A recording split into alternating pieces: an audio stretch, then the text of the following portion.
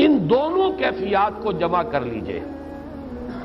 پہلی کیفیت وہ یہ احساس کہ میرے رب نے کہیں مجھے چھوڑ تو نہیں دیا، یہ تشویش، یہ اضطراب کہ عشقست و ہزار بدگمانی۔ دوسرا احساس یہ کامیاب ہو سکوں گا، اتنا بڑا بھاری بوجھ اٹھا سکوں گا، کیا یہ اس مشن، اس کی ذمہ داری میں ادا کر سکوں گا؟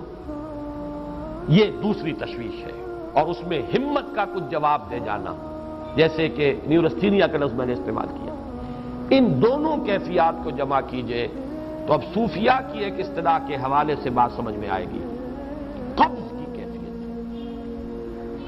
شدید قبض کی کیفیت تھی محمد الرسول اللہ صلی اللہ علیہ وسلم پر، جس میں کہ یہ سورہ مبارکہ نازل ہوئی ہے آپ کی دلجوئی اور تسلی کے لیے۔ اس کے لیے ذرا تھوڑی سی وضاحت مجھے کرنی پڑے گی۔ دیکھیے، انسانوں کی اکثریت تو ان پر مشتمل ہے جو بے حس ہوتے ہیں اور غبی ہوتے ہیں، جو ہو جائے ڈھیٹ انسان، کسی چیز کی کوئی خاص، بس اپنی فکر ہے، اپنے بطن اور فرج کے تقاضے ہیں، مال جمع کرنا ہے، اس سے آگے کوئی اور فکر نہیں، کوئی سوچ نہیں، کوئی احساسات نہیں۔ کسی کے دل پر کیا بیت رہی ہے ہمیں کیا، وہ جانے۔ کوئی بھوکا ہے ہمیں کیا۔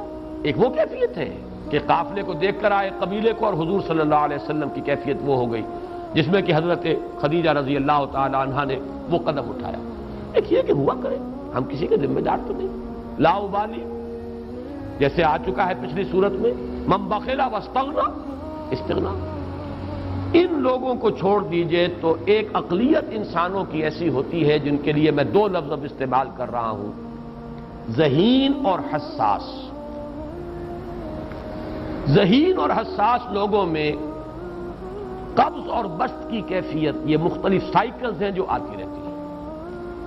کبھی طبیعت میں پشمردگی ہے، دل بجھا ہوا سا ہے، کچھ نا امیدی سی ہے، خود اپنے اوپر اعتماد کی کمی محسوس ہو رہی ہے، مجھ میں صلاحیت نہیں ہے، میں کچھ نہیں کر سکتا، اب تک جو کچھ کیا اسباب بھی ہے، امنگ بھی ہے، امید بھی ہے، روشن پہلو نظر آ رہے ہیں۔ قبض کی کیفیت میں تاریک پہلو نظر آتے ہیں، مایوسی کے پہلو نظر آتے ہیں، پیسیمزم کی کیفیت۔ اور یہ جو بسط کی کیفیت ہے اس میں روشن پہلو، دیکھو یہ بھی تو ہے نا، آخر یہ بھی تو ہوا ہے، اور بھی ہو سکتا ہے، آخر اب تک میں نے یہ کام بھی تو کر لیا، آگے بھی مشکل آسان ہو سکتی ہے۔ یہ دو کیفیات ہیں قبض اور بسط کی، جن کو کہ صوفیاء کرام نے یہ اصطلاحات، یہ عنوان دیے، قبض اور بسط۔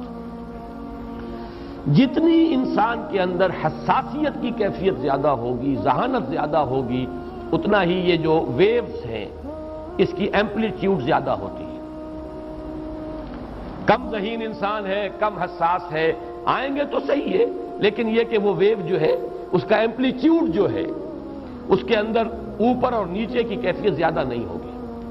لیکن جتنا یہ معاملہ بڑھتا ہے، یہ جو ویو ہے اس کے ایمپلیٹیوڈ بڑھتا چلا جاتا ہے۔ لیکن نارمل انسان کا معاملہ یہ ہے کہ یہ حدود کے اندر رہے، اسی کی ایک کیفیت جو ہے ایب نارمل جب ہو جاتا ہے، یہی ہے جو جدید ہماری جو سائیکولوجیکل میڈیسن ہے اس میں اسے مینیکس ڈپریسو سائیکوسس کہا جاتا ہے۔ مایوسی ہوئی تو اتنی ہوئی کہ جیسے کمر ٹوٹ کر رہ گئی، اور اسی ڈپریشن میں ہوتی ہیں خودکشیاں، خودکشی کر جاتا ہے، ڈپریشن۔ کچھ روشن پہلو نظر ہی نہیں آ رہا، کوئی امید کا پہلو نظر ہی نہیں آ رہا، کوئی صورت نظر نہیں آتی، کوئی امید بر نہیں آتی، کس طرف جاؤں، کدھر دیکھوں، کسے آواز دوں، اے ہجوم نامرادی دل بہت گھبرائے ہے۔ اور جب آدمی محسوس کرتا I can't face these realities, یہ کمٹ سوسائڈ۔ یہ اور جب کیفیت ہوتی ہے انشراح کی تو آدمی خوب بھاگ رہا ہے، دوڑ رہا ہے، امنگ ہے، محنت ہے، دوڑ رہا ہے، امیدیں ہیں، اب ہر چیز کا روشن پہلو نظر آ رہا ہے۔ عجیب ہے یہ۔ اصل میں مجھے کچھ تجربہ بھی ہوا ہے، ہمارے خاندان میں بھی یہ مرض موجود رہا۔ میرے والد مرحوم کافی طویل عرصے اس مینیک ڈپریسو سائیکوسس کے مریض رہے۔ کچھ ہوتا ہے یہ معاملہ، ویسے بھی شاید ہمارا خاندان جو ہے اس کیٹیگری میں آتا ہے جس میں ذہانت نسبتاً کچھ زیادہ ہے، حساسیت بھی نسبتاً کچھ زیادہ ہے۔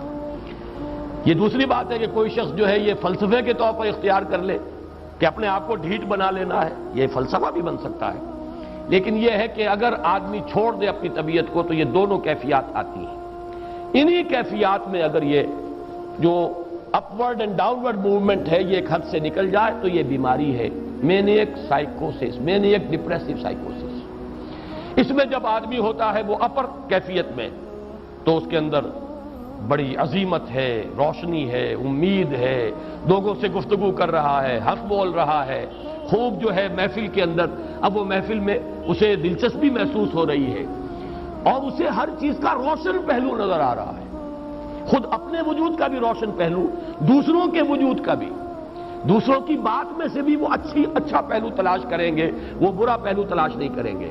جب دوسری کیفیت ہے ڈپریشن کی، ہر ایک کی بات میں کوئی برائی نظر آئے گی، کوئی اس کی نیت کا فطور ہے، کوئی فساد ہے، کوئی یہ جو ہے بدنیتی کے ساتھ یہ بات کر رہا ہے، کوئی خیر کہیں ہے ہی نہیں، برائی ہی برائی ہے، مایوسی ہی مایوسی ہے، بدلی ہی بدلی ہے۔ یہ ہے در حقیقت وہ کیفیت، اس کو غالب نے بہترین انداز میں تعبیر کیا ہے۔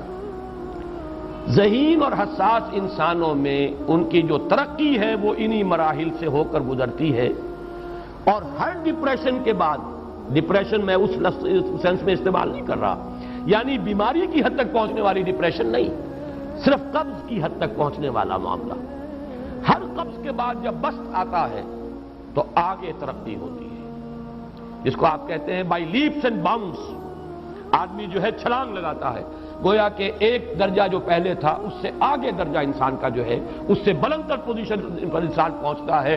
ہر قبض کے بعد جو نیا بست آتا ہے وہ ایک نئی کیفیت، نئی شان، نئی بلندی، نئی رفعت لے کر آتا ہے۔ اس کو غالب نے تعبیر کیا ہے بہت خوبصورت انداز ہے، رکتی ہے میری طبع تو ہوتی ہے رواں اور، یعنی شاعر بھی کبھی ایسا وقت آتا ہے شعر جو ہے اس پر نازل ہی نہیں ہو رہا، شعر نہیں کہہ پا رہا، طبیعت میں رکاوٹ سی ہے، بندش سی ہو گئی ہے، کوئی کلام موضوع ہو ہی نہیں رہا، لیکن پھر جب یہ کیفیت جو ہے بدلتی ہے اور جب پھر بست کی کیفیت آتی ہے، رکتی ہے میری طبع تو ہوتی ہے رواں اور، پھر اس کے اندر ایک جولانی نئی ایک کیفیت جو ہے انشراح کی، وہ ایک بالکل نئی کیفیت، نئی شان کے ساتھ۔ یہ ہے وہ معاملہ جو ان آیات مبارکہ کے پس منظر میں ہے۔ اسی لیے اب میں آپ کو اس کا حوالہ دے رہا ہوں، تفسیر مظہری میں قاضی ثناء اللہ پانی پتی رحمۃ اللہ علیہ نے بہت عمدہ بات فرمائی ہے کہ حالت قبض اگر کسی شخص پر طاری ہو تو اس حال میں اکسیر کا درجہ رکھتی ہے یہ سورہ مبارکہ، اس لیے کہ یہ نازل ہوئی ہے محمد الرسول اللہ صلی اللہ علیہ وسلم پر اسی حالت قبض میں۔